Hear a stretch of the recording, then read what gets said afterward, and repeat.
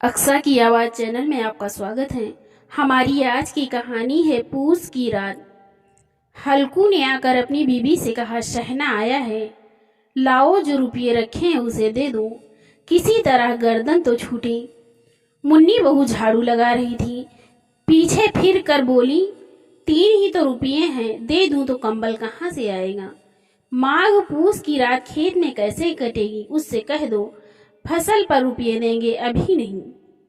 हल्कू थोड़ी देर तक चुप खड़ा रहा और अपने दिल में सोचता रहा, पूस सर पर आ गया है, बगैर कंबल के खेत में रात को तो वो किसी तरह सो नहीं सकता, मगर सहना मानेगा नहीं, घुड़कियां देगा। ये सोचता हुआ वो अपना भारी जिस्म लिए हुए, जो उसके नाम को गलत साबित कर रहा था, अपनी बीवी के पास गया और खुशामद करके बोला, ला दे दे, गर्दन तो किसी तरह से बचे। कंबल के लिए कोई दूसरी तदबीर सोचूंगा। मुन्नी उसके पास से दूर हट गई और आंखें टेढ़ी करती हुई बोली, कर चुके दूसरी तदबीर, जरा सुनूं कौन तदबीर करोगे, कौन कंबल खैरात में दे देगा। ना जाने कितना रुपया बाकी है जो किसी तरह अदा ही नहीं होता। मैं कहती हूँ तुम खेती क्यों नहीं छोड़ देते, मर मर कर काम करो, पैदावार हो तो उससे कर्जा अदा करो। चलो छुट्टी हुई, कर्जा अदा करने के लिए तो हम पैदा ही हुए हैं, ऐसी खेती से बाज आए, मैं रुपये ना दूंगी। हल्कू रंजीदा होकर बोला, तो क्या गालियां खाऊं। मुन्नी ने कहा, गाली क्यों देगा, क्या उसका राज है। मगर यह कहने के साथ ही उसकी तनी हुई भौवें ढीली पड़ गईं। हल्कू की बात में जो दिल दहलाने वाली सदाकत थी, मालूम होता था कि वो उसकी जानिब टकटकी बांधे देख रही थी। उसके ताक पर से रुपये उठाए और लाकर हल्कू के हाथ पर रख दिए और बोली, तुम अब की खेती छोड़ दो, मजदूरी में सुख, एक रोटी तो खाने को मिलेगी, किसी की धौंस तो ना रहेगी, अच्छी खेती है, मजदूरी करके लाओ, वो भी उसमें झोंक दो, उस पर से धौंस। हल्कू ने रुपये लिए और इस तरह बाहर चला। मालूम होता था वो अपना कलेजा निकाल कर देने जा रहा है। उसने एक एक पैसा काट कर 3 रुपये कंबल के लिए जमा किए थे। वो आज निकले जा रहे हैं। एक एक कदम के साथ उसका दिमाग अपनी नादारी के बोझ से दबा जा रहा था। पूस की अंधेरी रात, आसमान पर तारे भी ठुठुरते हुए मालूम होते थे। हल्कू अपनी खेती के किनारे ओक के पत्तों की एक छतरी के नीचे बांस के खटोले पर अपनी पुरानी गाढ़े की चादर ओढ़े हुए कांप रहा था। खटोले के नीचे उसका साथी कुत्ता जबरा पेट में मुंह डाले सर्दी से कू कू कर रहा था। 2 में से एक को भी नींद न आती थी। हल्कू ने घुटनों को गर्दन में चिमटाते हुए कहा, क्यों जबरा, जाड़ा लगता है, कहा तो था घर में पियाल पर लेट रहा, तू यहाँ क्या लेने आया था। अब सर्दी खा, मैं क्या करूं, जानता था मैं हलवा पूरी खाने आ रहा हूँ। दौड़ते हुए आगे चले आए। अब रो अपनी नानी के नाम को। जबरा ने लेटे हुए दुम हिलाई और एक अंगड़ाई लेकर चुप हो गया। शायद वो समझ गया था कि उसकी कूकू की आवाज से उसके मालिक को नींद नहीं आ रही है। हल्कू ने हाथ निकाल कर जबरा की ठंडी पीठ सहलाते हुए कहा, कल से मेरे साथ न आना, नहीं तो ठंडे हो जाओगे। ये राड़ पछुआ हवा न जाने कहां से बर्फ लिए आ रही है। उठूं फिर एक चिलम भरूं, किसी तरह रात तो कटे। 8 चिलम तो पी चुका। ये खेती का मजा है। और एक भगवान ऐसे हैं जिनके पास अगर जाड़ा जाए तो गर्मी से घबरा कर भागे। मोटे गद्दे, लिहाफ, कंबल, मजाल है कि जाड़े का गुजर हो जाए। तकदीर की खूबी है, मजदूरी हम करें, मजा दूसरे लूटें। हल्कू उठा और गड्ढे में जरा सी आग निकाल कर चिलम भरी। जबरा भी उठ बैठा। हल्कू ने चिलम पीते हुए कहा, पिएगा चिलम, जाड़ा तो क्या जाता है, हाँ जरा मन बहल जाता है। जबरा ने उसकी जानी मोहब्बत भरी निगाह से देखा। हल्कू ने कहा, आज और जाड़ा खा ले, कल से मैं यहाँ पियाल बिछा दूंगा, उसमें घुस कर बैठना, जाड़ा न लगेगा। जबरा ने अगले पंजे उसके घुटनों पर रख दिए और उसके मुंह के पास अपना मुंह ले गया। हल्कू को उसकी गर्म सांस लगी। चिलम पी कर हल्कू फिर लेटा और ये तय कर लिया कि चाहे जो कुछ भी हो अब की बार सो जाएगा। लेकिन एक लम्हे में उसका कलेजा कांपने लगा। इसी एक करवट लेता कभी उस करवट जाड़ा किसी भूत की मानिंद उसकी छाती को दबाए हुए था। जब किसी तरह न रहा गया तो उसने जबरा को धीरे से उठाया और उसके सर को थपथपा कर उसे अपनी गोद में सुला लिया। कुत्ते के जिस्म से मालूम नहीं कैसी बदबू आ रही थी, पर उसे अपनी गोद से चिमटाते हुए ऐसा सुख मालूम होता था जो इधर महीनों से उसे न मिला था। जबरा शायद ये ख्याल कर रहा था कि बहिश्त यही है, और हल्कू की रूह इतनी पाक थी कि उसे कुत्ते से बिल्कुल नफरत न थी। वो अपनी गरीबी से परेशान था जिसकी वजह से उस इस हालत में पहुंच गया था। ऐसी अनोखी दोस्ती ने उसकी रूह के सब दरवाजे खोल दिए थे। उसका एक एक जर्रा हकीकी रोशनी से मुनव्वर हो गया था। इसने असना में जबरा ने किसी जानवर की आहट पाई। उसके मालिक की इस खास रूहानियत ने उसके दिल में एक जदीद ताकत पैदा कर दी थी जो हवा के ठंडे झोंकों को भी नाचीज समझ रही थी। वो झपट कर उठा और छप्परी से बाहर आकर भौंकने लगा। हल्कू ने उसे कई मर्तबा पुचकार कर बुलाया पर वो उसके पास न आया। खेत में चारों तरफ दौड़ दौड़ कर भौंकता रहा। एक लम्हे के लिए आ भी जाता तो फौरन ही फिर दौड़ता। फर्ज की अदायगी ने उसे बेचैन कर रखा था। 1 घंटा गुजर गया। सर्दी बढ़ने लगी। हल्कू उठ कर बैठा और दोनों घुटनों को छाती से मिलाकर सर को छुपा लिया। फिर भी सर्दी कम ना हुई। ऐसा मालूम होता था कि सारा खून मुजमिद हो गया। उसने उठकर आसमान की जानिब देखा। अभी कितनी रात बाकी है। वो 7 सितारे जो कुतुब के गिर्द घूमते हैं अभी अपना निस्फ दौरा भी खत्म नहीं कर चुके। जब वो ऊपर आ जाएंगे तो कहीं सवेरा होगा। अभी 1 घड़ी से ज्यादा रात बाकी है। हल्कू के खेत से थोड़ी देर के फासले पर एक बाग था। पतझड़ शुरू हो गई थी। बाग में पत्तों का ढेर लगा हुआ था। हल्कू ने सोचा चलकर पत्तियां बटोरूं और उनको जलाकर खूब तापूं। रात को कोई मुझे पत्तियां बटोरते देखे तो समझे कि कोई भूत है। कौन जाने कोई जानवर ही छुपा बैठा हो। मगर अब तो बैठे नहीं रहा जाता।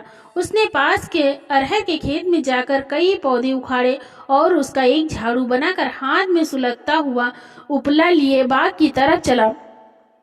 जबरा ने उसे जाते देखा तो पास आया और दुम हिलाने लगा।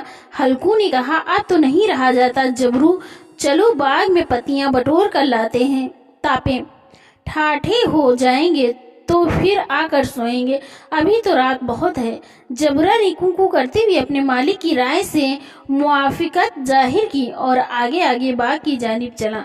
बाग में घटाटोप अंधेरा छाया हुआ था।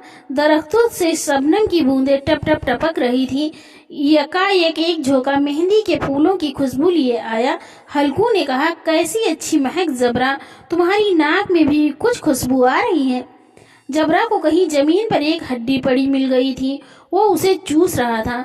हल्कू ने आग जमीन पर रख दी और पत्तियां बटोरने लगा। थोड़ी देर में पत्तों का एक ढेर लग गया।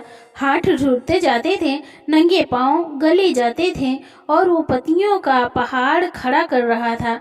उसी अलाव में वो सर्दी को जलाकर खाक कर देगा। थोड़ी देर में अलाव जल उठा। उसकी लौ ऊपर वाले दरख्त की पत्तियों को छू छू कर भागने लगी। इस मुतज़लज़ल रोशनी में बाग के आलीशान दरख्त ऐसे मालूम होते थे कि वो इस ला इंतहा अंधेरे को अपनी गर्दन पर संभाले हों। तारीकी के उस अथाह समंदर में ये रोशनी एक नाव के मानिंद मालूम होती थी। हल्कू अलाव के सामने बैठा हुआ आग ताप रहा था।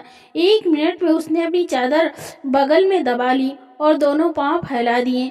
गोया वो सर्दी को ललकार कर कह रहा था तेरे जी में आए वो कर। सर्दी की अब बेपाया ताकत पर फतह पाकर खुशी को छुपा ना सकता था। उसने जबरा से कहा क्यों जबरा, आप तो ठंड नहीं लग रही है। जबरा ने कूं करके गोया कहा अब क्या ठंड लगती ही रहेगी। पहले ये तदबीर नहीं सूझी, नहीं तो इतनी ठंड क्यों खाते। जबरा ने दुम हिलाई, अच्छा आओ इस अलाव को कूद कर पार करें, देखे कौन निकल जाए, अगर जल गए बच्चा तो मैं दवा ना करूंगा। जबरा ने खौफ ज़दा निगाहों से अलाव की जानिब देखा।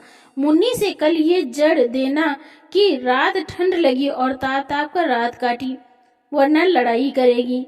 ये कहता हुआ वो उछला और उस अलाव के ऊपर से सांप निकल गया। पैरों में जरा सी लपट लग गई, पर वो कोई बात न थी। जबरा अलाव की इर्द गिर्द घूमकर उसके पास खड़ा हुआ। हल्कू ने कहा, चलो चलो, इसकी सही नहीं, ऊपर से कूद कर आओ। वो फिर कूदा और अलाव के उस पार आ गया। पत्तियां जल चुकी थी, बगीचे में फिर अंधेरा छा गया था। राख के नीचे कुछ कुछ आग बाकी थी, जो हवा का झोंका आने पर जरा जाग उठती थी, पर एक लम्हा में फिर आंखें बंद कर लेती थी। हल्कू ने फिर चादर ओढ़ ली और गर्म राख के पास बैठा हुआ एक गीत गुनगुनाने लगा। उसके जिस्म में गर्मी आ गई थी, पर जूं जूं सर्दी बढ़ती जाती थी उसे सुस्ती दबा लेती थी। दफन तन जबरा जोर से भौं कर खेत की तरफ भागा।